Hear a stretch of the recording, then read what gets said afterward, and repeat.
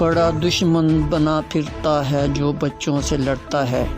Haripur Sania Peshawar APS school में दहशतगर्दी में शहीद होने वाले बच्चों के हक में ब्लैक डे के मौका पर असिस्टेंट कमिश्नर एहसन एहसान ने शदीद अल्फाज में मजम्मत करते हुए कहा कि सानिया APS में दहशतगर्दी एक बुज़दिलाना कार्रवाई है।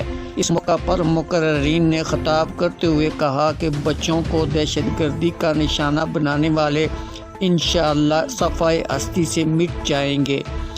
सानिया में शहीद होने वाले बच्चों के लिए दुआए मग़फ़िरत की गई और शदीद अल्फाज में मज़म्मत की गई। इन ख़यालात का इज़हार करते हुए दीगर मुकर्ररीन ने कहा सरकारी प्रोग्राम हो 14 अगस्त हो 23 मार्च हो, हर तरह के प्रोग्राम और इंशाल्लाह आइंदा भी हमें उम्मीद है कि आपका ताबन ऐसे बहुत लोग हैं।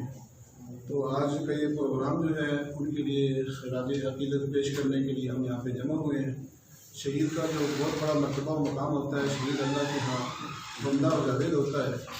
तो हम सबको भी इसमें हमारे लिए यही दर्स है कि हम भी अपनी जान को एक अल्लाह की अमानत समझते हुए वतन की इज़्ज़त और दिफा के लिए, इस्लाम की सरबुलंदी के लिए हम वक्त इसको तैयार रखें।